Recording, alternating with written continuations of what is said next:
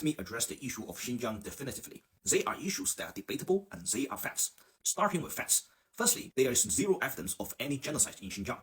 The population growth of the Uyghur population, the lack of one-child policy enforcement in Xinjiang, as well as other figures in infant mortality as well as maternal fertility, are sufficient to debunk the notion that China is conducting the genocide. The people who argue that China is doing that is trying to blur the notion of genocide in order to hide the real genocide. Secondly, there is also zero evidence of cultural genocide. Xinjiang has always been a culturally diverse place. China first integrates Xinjiang into its territory in the 100 BC. That was centuries before the rise of Islam. Xinjiang in history has always been a predominantly Buddhist place, until the 18th century, when China under the Qing dynasty depopulated the Buddhist Mongol population and resettled them with Muslims. So the notion that just because they are receding Islamic influence in Xinjiang does not mean that China is conducting cultural genocide. What is the culture that China is erasing? And what is debatable, I think, is the issue of human rights.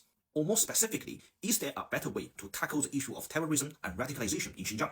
And my argument is that China is not engaging in any systemic violation of human rights in Xinjiang.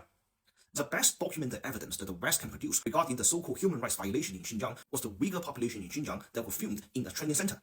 However, the regimental life they have undergone are no more stringent than a Chinese high school preparing for the Gaokao examination or any grammar or boarding school in the West. Certainly, there are elements of those training centers that resembles the de-radicalization measure in the West, which many friends of China have pointed out that they might be encouraging more radicalization than they actually tackle. These are valid questions. However, bear in mind of this, the United States launched 2 wars after the 9/11 attack, and China started none.